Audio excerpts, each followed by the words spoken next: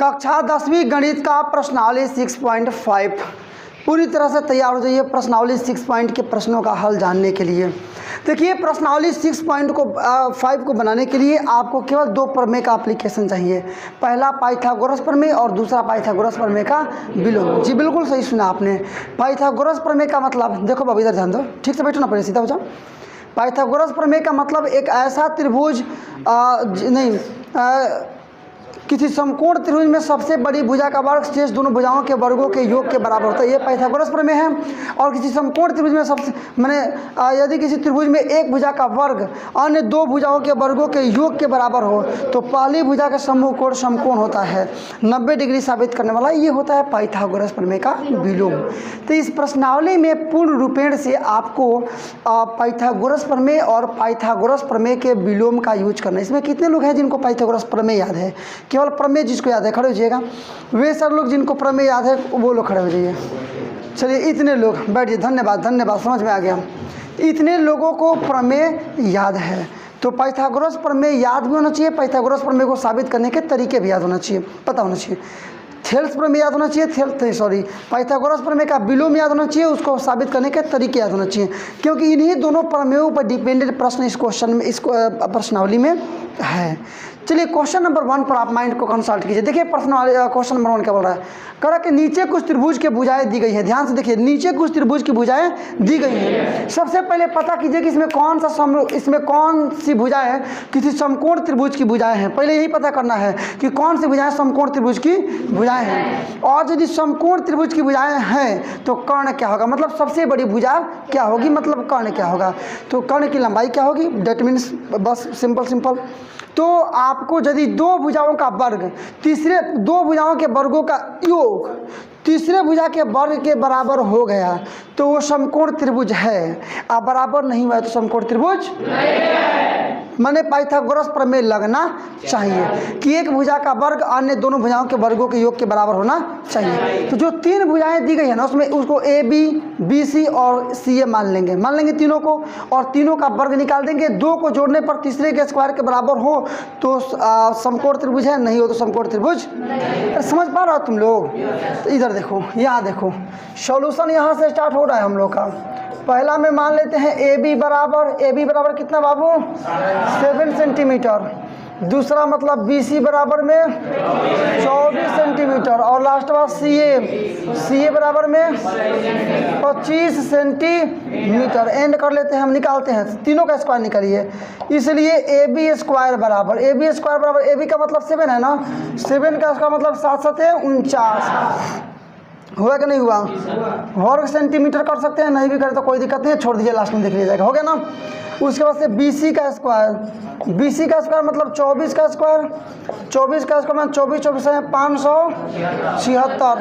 इसके बाद से सी ए का स्क्वायर मतलब 25 का स्क्वायर, तो 25 पर से 625। एंड कर लेते हैं। यदि है दोनों के वर्गों का योग ये तीसरे के वर्ग के बराबर आया तो समकोण त्रिभुज है, नहीं है तो समकोण त्रिभुज नहीं है। नीचे से मिला लीजिए। तो इसलिए जोड़िए तो दोनों छोटा वाला को, माने ए बी स्क्वायर प्लस में बी सी स्क्वायर बराबर ए बी स्क्वायर का मान कितना है जी 49 प्लस बी सी स्क्वायर का मान कितना है 576। दोनों को जोड़ देंगे तो कितना हो जाएगा 625। अब देखिए 625 क्या तीसरा वाला भुजा का स्क्वायर है ना, डायरेक्टली लिख देंगे सी ए स्क्वायर बराबर में। तो क्या समझिए आप, दो भुजाओं का वर्गों का योग तीसरे भुजा के वर्ग के बराबर आ गया तो ये समबाहु त्रिभुज हो गया, समकोण त्रिभुज हो गया। और सबसे बड़ी भुजा तब सी ए ही ना है, सी ए ही कर्ण हो गया। समझे कि नहीं समझे? तो लिख देंगे इसलिए यह एक, माने यहाँ चाहे देकर डायरेक्टली लिख सकते हैं आप, किसका मान निकाल रहे हैं मिला लीजिएगा। आप तो मान ये निकाल रहे हैं ना, माने ए बी स्क्वायर प्लस में बी सी स्क्वायर, और निकल क्या गया सी ए स्क्वायर निकल गया ना। तो इसलिए यह एक समकोण त्रिभुज है, यह एक समकोण त्रिभुज त्रिभुज है, इसलिए कर्ण बराबर कर्ण की लंबाई चाहे कर्ण की लंबाई लिख लीजिए, कर्ण की लंबाई बराबर कर्ण की लंबाई मतलब जो सबसे बड़ा है, सबसे बड़ा क्या है ये, तो 25 सेंटीमीटर। क्वेश्चन नंबर 1 कंप्लीट हुआ। इसमें बाकी के चूंकि इसमें 4 क्वेश्चंस दिए गए हैं, कितने क्वेश्चंस हैं इसमें 4 क्वेश्चंस दिए गए हैं। एक हम लोग का बन गया, एक जब बन गया तो इसी प्रकार से क्वेश्चन नंबर 3 2 से लेकर के 2 3 4 तीनों क्वेश्चन का हम लोग सेम प्रोसेस का यूज करके हम लोग जानेंगे। मैंने कोई इसमें अंतर नहीं है, देखो बाबू सीधा बैठो, इसमें कोई अंतर नहीं है। आपको सेम प्रोसेस का यूज करके बाकी के प्रश्नों का हल भी आपको निकालना है। मिला लीजिए यहाँ पर, देखिए यहाँ ध्यान दीजिए तो 3 सेंटीमीटर कितना, अरे बोलना भाई कितना, 8 सेंटीमीटर कितना, 6 सेंटीमीटर कितना, तो ये आपका तीनों को ए बी बी सी और सी ए मान लेंगे, तीनों का स्क्वायर निकालेंगे, 2 का स्क्वायर का योग तीसरे के स्क्वायर के बराबर आ जाए तो समकोण त्रिभुज है, नहीं आए तो समकोण त्रिभुज। चलिए इसलिए सॉल्यूशन पर आ जाइए बाबू, सॉल्यूशन पर पहला ए बी बराबर, पहला कितना है 3 सेंटीमीटर, बी सी बराबर 8 centimetre and C A is equal to, बारी बारी से इन सब का स्क्वायर, देखो बीच में नहीं बोलो, जब लास्ट में बोलने के लिए मैं मौका दे रहा हूँ तो साथ में बोलो, ये नहीं कि आगे पीछे बोलोगे पोंकोगे तो फिर काम गड़बड़ा जाएगा। इधर देखो सबसे पहले ए बी का स्क्वायर, इसलिए ए बी का स्क्वायर, ए बी का मतलब 3 है ना, तो 3 का स्क्वायर मतलब 3 3 जा 9। दूसरा बी सी, तो बी सी का स्क्वायर बराबर 8 का स्क्वायर, 8 नहीं 64, तथा तीसरा आपका क्या हो रहा है, तीसरा है आपका क्या जी सी ए का स्क्वायर मतलब 6 का स्क्वायर, तो 6 6 का। देखो जरूरी नहीं है कि आप लाइन से पहला दूसरा को जोड़ेंगे, आप दोनों छोटका वाला को जोड़ेंगे, जरूरी नहीं कि लाइन से आप जोड़ेंगे, दोनों छोटका वाला को जोड़ेंगे। तो पहला छोटा वाला इसमें कौन सी है, ये बी ए बी है ना, ये तो बड़ा है सबसे, सी ए है, तो ए बी और सी ए वाला जोड़ेंगे, इसके बराबर आना चाहिए। मैंने किसी भी दो को जोड़ने पर तीसरा के बराबर, अब जरूरी नहीं कि जो लाइन से दिया उसमें पहला दूसरा तुम मान लो कि पहला दूसरा जोड़ने पर तीसरा के बराबर आना चाहिए, इसकी कोई गारंटी वारंटी नहीं है। तो निकालिए, तो 2 को जोड़िए तो छोटा वाला 9 है और 36 है, दोनों को जोड़िए तो, इसलिए ए बी स्क्वायर प्लस में सी ए स्क्वायर बराबर, चलिए ए बी स्क्वायर का मतलब ए बी स्क्वायर का मतलब, अरे कहाँ से, ए बी स्क्वायर का मतलब 9 ना, प्लस सी ए स्क्वायर का मतलब 36, दोनों को जोड़ेंगे तो 45, दोनों को जोड़ेंगे। अब देखिए तीसरा जो बच रहा था बी सी, तो बी सी का स्क्वायर 45 है, नहीं है ना, नहीं है ना जी। तो कहने का मतलब कि ये A B square plus C A square का मान कितना आ गया जी, 45 आ गया ना।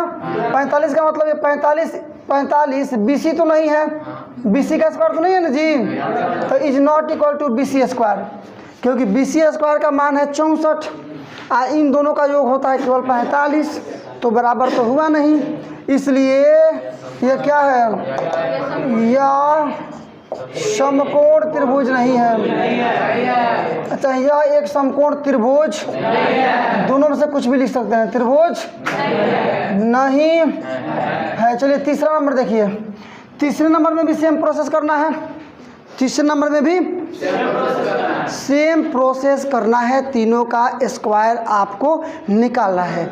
यदि 2 का स्क्वायर 2 के स्क्वायर का योग तीसरे के स्क्वायर के बराबर आया तो समबाहु त्रिभुज है, समकोण त्रिभुज है, और बराबर नहीं आया तो समकोण त्रिभुज आ रही बात समझ में। तो बनाइए, तो इसमें देखिएगा पहला सॉल्यूशन, पहला ए बी बराबर 50 सेंटीमीटर, बी सी बराबर 80 सेंटीमीटर और सी ए बराबर में 100 सेंटीमीटर, ठीक है ना। निकालिए, इसलिए स्क्वायर निकालिए, इसलिए ए बी का स्क्वायर का मतलब ना कि 50 का स्क्वायर मैंने 50 गुणे 50, तो 50 25 और 2 को 0, 2500 आगे समझ में। मैंने 50 का स्क्वायर का मतलब 50 का 50 में गुणा। इसके बाद से देखिए बी सी का स्क्वायर का मतलब ना 80 का स्क्वायर, तो 8 नहीं 64 और 2 को 0, 6400, तथा लास्ट में आपका देख लीजिए सी ए का स्क्वायर का मतलब 100 का स्क्वायर का मतलब 10,000। अब इन दोनों को जोड़ेंगे, ये दोनों को जोड़ेंगे 10,000 के बराबर आना चाहिए, नहीं आएगा तो नहीं है, होगा तो है। मतलब जोड़ेंगे किस लिए, किसको, इसलिए AB² प्लस में BC² बराबर AB² का मतलब 2500 है ना जी, BC² का मतलब 6400। दोनों को जोड़ेंगे तो आपका कितना हो जाएगा, ये 8,900। ये क्या 10,000 के बराबर आया, माने AB² प्लस BC² बराबर 10,000 के बराबर आया, is not is equal to 10,000। 10,000 का मतलब CA²। इसलिए यह एक समकोण त्रिभुज नहीं है, समकोण त्रिभुज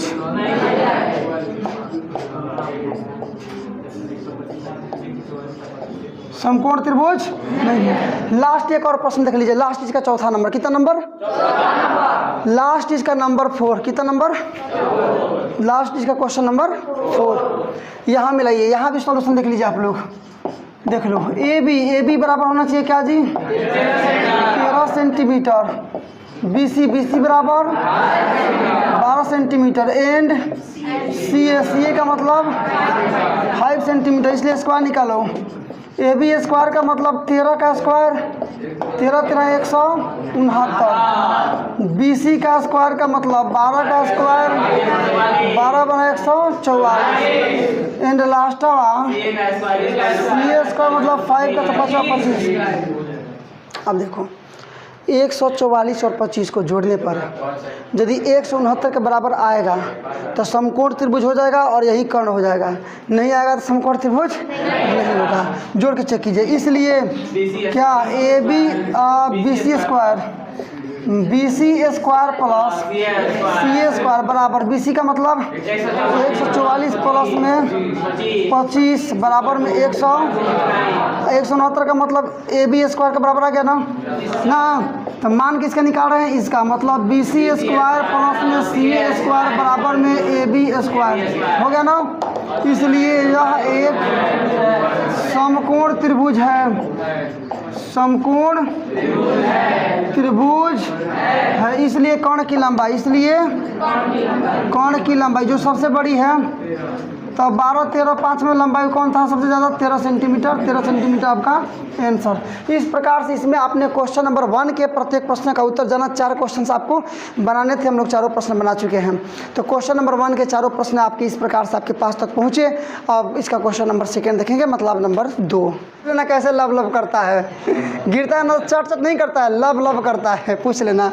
क्लास 10th के लिए आज हम लोग बना जा रहे हैं क्वेश्चन नंबर 2। इसमें क्वेश्चन नंबर 2 स्टार्ट हम लोग कर रहे हैं, ठीक है ना। आप लोग ध्यान समझिएगा। देखो इसमें 2 प्रमेय मान के, 3 प्रमेय मान के चलो, जिसमें एक तो पाइथागोरस प्रमेय है कि सबसे बड़ी भुजा का मतलब कर्ण का स्क्वायर। देखिए यहाँ पर थोड़ा ध्यान दीजिएगा, एक बार मैं और रिवाइज कर दे रहा हूँ, क्योंकि ना प्रत्येक क्वेश्चन में इसी प्रमेय का यूज होगा। प्रत्येक क्वेश्चन में ये पहला क्या होता है कि कर्ण का स्क्वायर इज इक्वल टू लंब का स्क्वायर आप प्लस में आधार का स्क्वायर। तो हम शॉर्टकट लिख रहे हैं, कहें कि हमको राइटिंग थोड़े से आपको दिखा रहा थोड़े ना ऐसे। अच्छा यदि मन किया आप निकालें, यदि आपको निकालना हो आधार का स्क्वायर, ऐसे भी हो सकता है ना बाबू, आधार का स्क्वायर बराबर निकालेंगे तो इधर हो जाएगा आपका कर्ण का स्क्वायर माइनस में लंब का स्क्वायर, होगा कि नहीं होगा।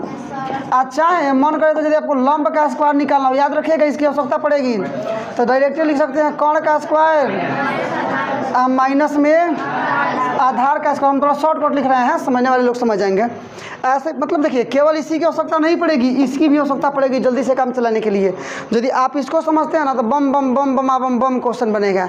इसको नहीं समझ रहे हैं ना तो काम का बढ़ा जाएगा। तो हमारा एक लाइन बढ़ा करके समझाना पड़ेगा, ले दम दम, एक लाइन बढ़ा कर समझाना पड़ेगा। नहीं समझ रहे हैं, अरे बोलना रे, हाँ होता है ना, एक लाइन बढ़ा कर समझाना पड़ेगा। और यदि इहो आप कंफर्म कर लेते हैं, इहो कंप्लीट कर लेते हैं तो नहीं बढ़ाना पड़ेगा, समझ रहे ना। ये चीज़ है पहला प्रमेय। दूसरा इसका विलोम कि यदि 2 भुजाओं का वर्गों का योग 1 भुजा के बराबर हो तो जो 1 भुजा बोले हैं ना ओकरे सामने वाला कोणवा 90 डिग्री का होता है, समकोण होता है। एगो सबसे इंपॉर्टेंट सबसे ज़्यादा इसी का यूज है। इसमें जितना बड़ा क्वेश्चन है इसी पर बनेगा। यहाँ मिलाओ बाबू, चलो घुमाओ इधर, ध्यान दो। देखिए यहाँ पर ये एक समकोण त्रिभुज है। क्या है जी? ए बी सी एक समकोण त्रिभुज। ए वाला जो है ना वो 90 डिग्री है। इसको याद रखिएगा सबसे ज़्यादा। भले पाइथागोरस पर मैं भूला जी, फिर हम समझा लें, कहें कि हम लोग पढ़े हैं, फिर हम लोग त्रिकोणमिति वगैरह सारा मतलब कई जगह आपको देखने को मिलता है। या क्लास 9 में, क्लास 8 में, क्लास अब दुनिया भर का आप पढ़े हैं, तो आप वैसे समझ जाएंगे। लेकिन ये चीज़ भूल जाइएगा ना तो फिर समझाना मुश्किल हो जाएगा। इसलिए इसको भूल जाए, कोई बात नहीं है, काम चल जाएगा, काम चला लेंगे। इसको भूल जाओगे तो काम घबरा जाएगा, क्योंकि इसको साबित करने में तुम्हारा एक पेज खींच देगा, तो फिर आगे बनाओगे क्या? यहाँ पर मिला लो बाबू, नीचे आओ, ध्यान दो। ये एक समकोण त्रिभुज है। इस समकोण वाले भुजा से कौन पर लंब डाले हैं? क्या डाले हैं जी? याद रखिएगा, क्वेश्चन जब बताऊंगा तब मैं बताऊंगा, याद दिलाऊंगा कि हाँ मैंने बताया था। क्या कहते? देखो त्रिभुज, ये मान लो एम हो गया त्रिभुज। यदि समकोण वाले कोण से, समकोण वाले शीर्ष से सामने वाली भुजा पर लंब डाला जाए तो जो दोनों त्रिभुज बनेगा ना, तो ये त्रिभुज ए एम बी पूरा बड़का त्रिभुज का समरूप होगा, मैंने समरूप त्रिभुज ए बी सी। त्रिभुज ए एम सी ये होगा समरूप बड़का वाला का, मैंने त्रिभुज ए बी सी के समरूप। और अपने में भी समरूप होगा, मैंने ए एम बी समरूप त्रिभुज ए एम सी, मैंने खुद में भी समरूप होगा। मैंने आइए ध्यान दीजिए, मैंने 3 गो आपका बनता है। यदि समकोण वाले शीर्ष से कर्ण पर लंब डाली जाए, इस चीज़ को समझिए, तो 3 चीज़ बनता है। पहले का छोटा वाला त्रिभुज बड़ा वाला त्रिभुज के समरूप, दूसरा वाला छोटा वाला त्रिभुज बड़ा वाला त्रिभुज के समरूप, तीसरा दोनों छोटा वाला त्रिभुज आपस में समरूप। यदि आप ये 3 चीज़ों को याद कर लेते हैं तब तो क्वेश्चन आपको बताना, आपको समझाना, आपके दिमाग में फिट करना हमारे लिए काफ़ी आसान काम हो जाएगा। और यदि आप इसको नहीं समझ पाते तो फिर साबित करना पड़ेगा बार बार। तो बार बार एक ही चीज़ों को साबित कीजिएगा तो जगह नहीं लगेगा, टाइम और आपका मनी दोनों लॉस हो रहा है, समझिए कि। इसलिए डायरेक्ट मैं कह दूंगा कि चूँकि ये 90 डिग्री है, ये लंब है, इसलिए ये समरूप वगैरह वगैरह सब इसी मतलब ऐसे शॉर्टकट हम लोग काम चलाएंगे, ठीक है ना। हालांकि समझ जाएंगे आप। अब इतना मैं बता दिया ना, इतना मैं हिंट कर दिया, तो अब समझ लो कि आपको याद रहेगा। इतना यदि मैंने हिंट आपको कर दिया तो समझ लीजिए कि अब याद रहेगा। आ रहा है बात समझ में? आइए फोकस कीजिए, इधर ध्यान दीजिए। यहाँ पर एक चीज़ मैं आपको दिखाना चाहता हूँ। ये आप एक फिगर देख रहे हैं, क्वेश्चन नंबर 2 है, मिला सकते हैं। क्वेश्चन क्या बोल रहा है? ये त्रिभुज पी एम आर में जो पी है ना वो समकोण है और पी एम लंब है क्यू आर पर। तो ये चीज़ हम लंब वही मैंने पी एम लंब है, पी क्यू आर कहाँ, पी एम लंब है क्यू आर पर, ठीक है ना। तो ये चीज़ मैंने लिख दिया है। तो साबित आपको करना है कि पी एम स्क्वायर, मैंने पी एम स्क्वायर बराबर क्यू एम, मैंने क्यू एम और इंटू में एम आर। हो गया ना जी। ये दोनों त्रिभुज, फिर देखो अभी जो मैं बता रहा था उसकी यूज आ गया। प्रमाण में डायरेक्टली देखिए ना कितना बेहतरीन ढंग से मैं बना रहा हूँ। आप तुलना कर लीजिए दोनों त्रिभुजों में, दोनों त्रिभुज समरूप होगा। चूँकि एक त्रिभुज 90 डिग्री है और 90 वाले शीर्ष से ही सामने वाले भुजा पर लंब डाला गया है, तो ये वाला त्रिभुज बड़ा वाला त्रिभुज के समरूप, ये वाला भी बड़ा वाला त्रिभुज के समरूप, और ये आपस में भी समरूप। तो यहाँ केवल क्या करना है ना, आपस में समरूप करना है, ठीक है ना। आप लिख दीजिएगा कि चूँकि, लिख देना, आप लिख सकते हैं कि चूँकि त्रिभुज ए बी नहीं सॉरी पी क्यू आर में ना, पी क्यू आर में कोण ए बराबर 90 डिग्री है ना, सॉरी कोण पी बराबर 90 डिग्री है, पी से लंब डाला गया है, मतलब पी एम लंब है आपका क्यू आर पर, है ना जी। तो पर में हम लोग का काम कर देगा। इसलिए दोनों त्रिभुज समरूप, त्रिभुज यहाँ से लेते हैं जी, क्यों लेंगे तो बैठाना थोड़ा, वैसे मैंने हम लोग बारी बारी से भी ले सकते हैं, कोई दिक्कत नहीं है, लेकिन इस तरह से लेंगे तो आपका बढ़िया से बैठेगा, मतलब लिख लेंगे। इसलिए त्रिभुज मिला लीजिए, त्रिभुज क्यू एम पी और समरूप त्रिभुज पी एम आर, प्रमाण ना पी एम आर। इसलिए देखिए इधर का यदि हम लोग ले लेते हैं आपका क्यू, इधर का हम लोग ले लेते हैं इसमें का ले लीजिए पहले पी एम ले लिए पी एम, तो इसमें का लेना पड़ेगा एम आर लेना पड़ेगा ना जी, बराबर पी एम ले लिए तो एम आर, अब बराबर में इधर ले लेते हैं एम क्यू, क्या ले लिए क्यू एम, तो इधर भी लेना पड़ेगा क्या पी एम, समझ रहे हैं ना। मैंने मिला लीजिए यहाँ, ये मैंने ऐसा लिखने से इतना बढ़िया आपका आसान हो गया। मैंने केवल मैंने यहाँ भी समझाना वही चीज़ समझा रहा हूँ, फिगर में भी वही चीज़ है, आपके माइंड में भी वही चीज़ है, आप होना भी वही चाहिए। अब वही यदि हम लोग ले लेते पी एम क्यू और पी एम आर, तो फिगर में तो मैं आपको समझा देता, लेकिन यहाँ भी शब्दों बैठाना मुश्किल है। पहले भाई ब्लास्ट वाला दोनों पी एम, तो यहाँ एम पी, तो यहाँ भी एम पी, है ना। तो जब एम पी हो गया तो यहाँ एम आर होना चाहिए, तो देखिए नीचे एम आर भी है, कितना बेहतरीन सेटिंग है। क्यू एम का मतलब पहले का दूगो, तो यहाँ भी पहले का दूगो मैंने पी एम, तो देखिए पी एम, सेटिंग बेहतरीन जा रहा है ना, इसीलिए हमने त्रिभुजों को नीचे से लेकर गए हैं, ऊपर से लेकर आए हैं, लेकिन बात तो वही हुआ। अरे हम एने से पढ़े चाहे हेने से पढ़े, त्रिभुज तो वही ना है। आपका क्लियर हो जाता है कॉन्सेप्ट इस तरह से। क्रॉस मल्टीप्लाई कर दीजिए, पीएम का गुणा पीएम में करेंगे। अरे एमपी लिखा गया है, चाहे तो इसको हम लोग पीएम भी कर सकते हैं, इससे क्या दिक्कत है, पीएम भी लिख सकते हैं। पीएम का पीएम में करेंगे तो पीएम स्क्वायर, क्यू एम का गुणा करेंगे एम आर में तो क्यू एम आई इंटू एम आर। और साबित क्या करना है बाबू आपका, यही तो साबित करना है। आइए करता होगा, हमारे पे खेल देता है सब, अपने भी दिक्कत होगा ना तो मेरे पे खेल देगा, अपने कोई दिक्कत होगा ना तो मेरे ही पे खेल देगा सब।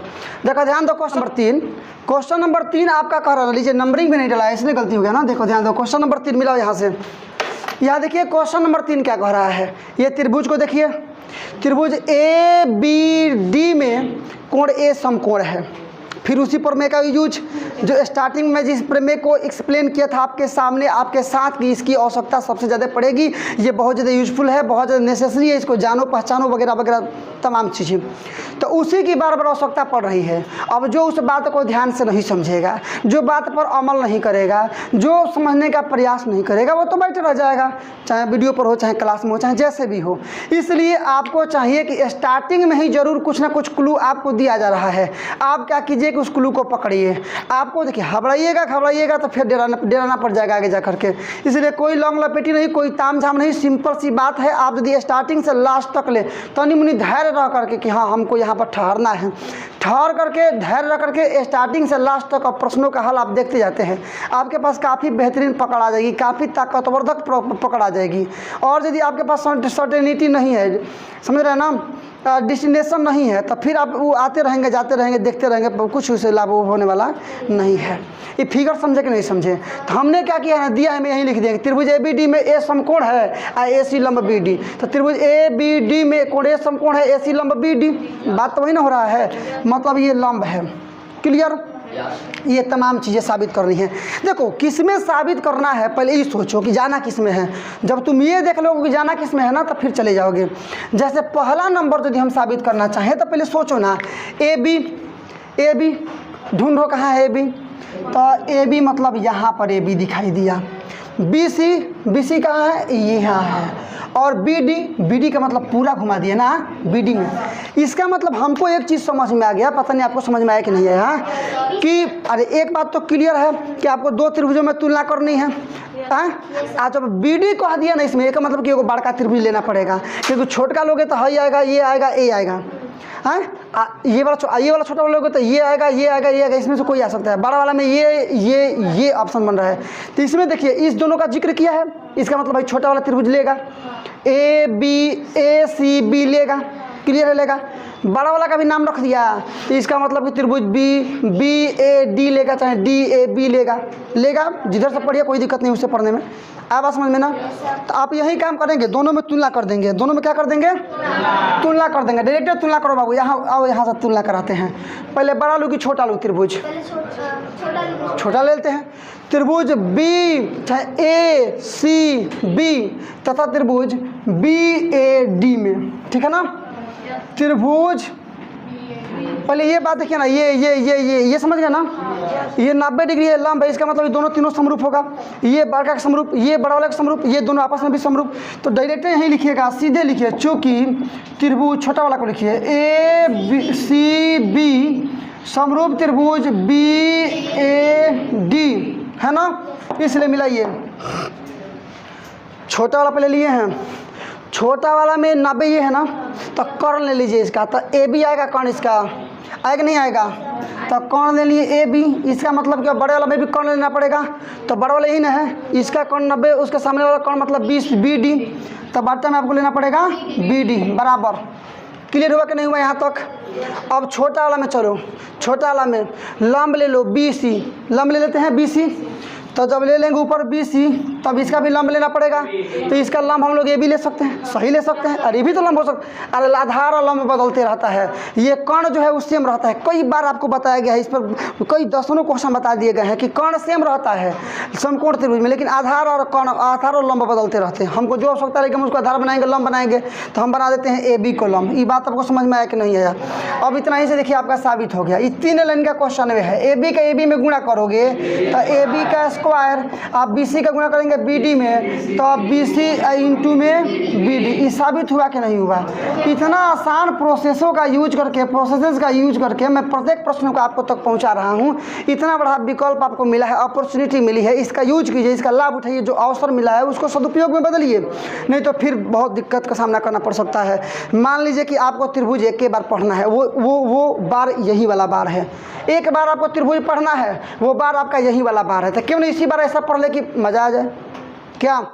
तो इसीलिए पूरी क्षमता, जितनी ताकत है शरीर में उतना लगाओ। अब देखो हम लोग, अब मेरा क्या है, मैं भी वही काम कर रहा हूँ जो ये काम तुम भी कर सकते हो। पहचानो किसमें नाम बोल रहा है। AC का मतलब ये बीच वाला ले लिया। ये बीच वाला क्यों लिया? इसका मतलब कि जरूर या तो एक छोटा वाला बड़ा वाला, नहीं तो बड़ा, नहीं तो दोनों छोटा वाला भी ले सकता है, क्योंकि BC AC दोनों में है। मैं जानता हूँ किस में लेना है, लेकिन आप कैसे सोचेंगे ये मैं सोच कर दिखा रहा हूँ कि जब AC का नाम रखा पहला, AC स्क्वायर, गारंटी है दोनों छोटा वाला मिलेगा, क्योंकि AC 2 बार गिनेगा तुम तो पहले छोटा वाला त्रिभुज में AC आएगा, इधर से भी छोटा वाला त्रिभुज में AC आ जाएगा। आज यदि बड़ा वाला लेता तो AC 2 बार कैसे आता? इसका मतलब दोनों में त्रिभुज, गारंटी है इसका। आप BC CD, तो BC और CD अब तो क्लियर कर दिया। इसका नाम ले रहा है 2 बार, इसका 1 बार, इसका 1 बार। तो हम लोग रख लेते हैं त्रिभुज, हम लोग यहाँ से स्टार्ट करते हैं DCA तथा ACB में। माने ऐसे लिखिएगा ना तो बैठाना भी पहला दूसरा दूसरा तीसरा एकदम सटीक बैठेगा आपका, एकदम दोनों में तुलना कीजिए। नंबर 2 है ना, थोड़ा मिला लो बाबू, बोलिएगा यही त्रिभुज DCA तथा ACB में, नहीं समरूप डायरेक्ट समरूप, क्योंकि समझा दिए हैं। लिखेंगे चूँकि त्रिभुज DCA समरूप त्रिभुज ACB। अब ले ला, इसलिए देखिए इसमें का CA है ना, CA चाहे AC है, दोनों का मतलब AC भी लिख सकते हैं, CA भी लिख सकते हैं। AC लिख रहे हैं हम लोग, तो पहला में का AC लेंगे, पहला में का AC लास्ट में लेंगे ना, तो इसमें लेकर लेना पड़ेगा BC, क्योंकि लास्ट में AC है तो लास्ट में BC है। मैं लेना पड़ेगा इसमें क्या, BC। C भी चाहे BC, तो हम लोग भी A से C के तरफ, तो B से C के तरफ ले लिए, कोई दिक्कत नहीं दिक्कत। अब आइए, अब ले लीजिए आप CD क्या ले लेंगे, CD, तो इधर भी लेना पड़ेगा AC। क्या देखिए, इससे फ़ायदा आपको सही है, इससे आपको फ़ायदा ये है ना, इससे आपको फ़ायदा ये है कि त्रिभुजों में AC बाटा BC CD बाटा CD। क्यों कन्फ्यूज कर रहे हैं भाई? सही तो है, मिला के चेक कीजिए ना आप। अरे CA यहाँ पर है, हमने AC लिख दिया है, तो हमने यहाँ भी तो लौटा है BC की तरफ, हैं BC की तरफ, जो आगे पीछे बस सेम टू सेम बैठ रहा है इसे बनाने से। क्रॉस मल्टीप्लाई करो ना भाई, बहुत सोच रहे हो तुम लोग। AC का गुणा AC में करेंगे तो AC स्क्वायर, BC का गुणा CD में, अरे CD चाहे DC मात्र बराबर हुआ। BC का गुणा करेंगे तो BC गुणे CD को ही DC लिख दिया है वहाँ पर, तो क्या दिक्कत है? प्रूव हो तो गया, उससे क्या मतलब है, CD चाहे DC हो गया ना। आइए यहाँ देखिए नंबर 3। अब जाहिर सी बात है कि जरूर एक बड़ा वाला त्रिभुज में कहेगा, छोटा वाला में कहेगा, जो बच रहा है पहले वाला त्रिभुज में कहेगा, क्योंकि 3 को कॉन्सेप्ट आपका बन रहा है। छोटा वाला पूरा बड़ा वाला, ये छोटा वाला पूरा बड़ा वाला, और दोनों छोटा वाला। तो दोनों छोटा वाला दे दिया दूसरा नंबर, ये छोटा पूरा बड़ा दे दिया, इसका मतलब अब ये छोटा और पूरा बड़ा वाला में देगा। मिला के चेक करो, AD स्क्वायर मतलब इसको स्क्वायर कर रहा है। तो देखिए ना, क्वेश्चन नंबर 1 पर पहुँचा दिया, सेम टू सेम। BD गुणे BC, तो BD गुणे BC, वही सेम काम करना आपको। छोटा वाला में तुलना कीजिए, त्रिभुज ACD, पहले आप क्या रख रहे हैं, छोटा वाला रखवा रहे हैं ना आप, ये आपके कहने पर हम छोटा वाला रख रहे हैं, चाहे तो बड़ा वाला भी रख सकते हैं, लेकिन 1 नंबर में छोटा वाला रखे हैं तो यहाँ भी छोटा नंबर 1 नंबर, हालांकि नहीं बड़ा वाला भी रखे तो इससे कोई दिक्कत होने वाला नहीं है, लेकिन रख लेते हैं छोटा वाला। त्रिभुज ACD समरूप त्रिभुज DAB, चाहे BAD भी लिख सकते हैं, BAD। इसलिए देखिए, इस छोटे वाला में क्या 90 के सामने वाला कर्ण लेंगे ना, तो इसके सामने वाला कर्ण लीजिए, मतलब AD। तब बड़ा वाले में भी आप 90 के सामने का कर्ण लेना पड़ेगा, मतलब BD लेना पड़ेगा ना। अब छोटा वाले में क्या, लंब लीजिए, लंब माने CD। चाहे सी डी चाहे डी सी जो भी हो सकता है। तो बड़ा वाले में कभी अब लंब लेना पड़ेगा ना। तो ए डी लंब बना दिए बटा में ए डी, नहीं समझे।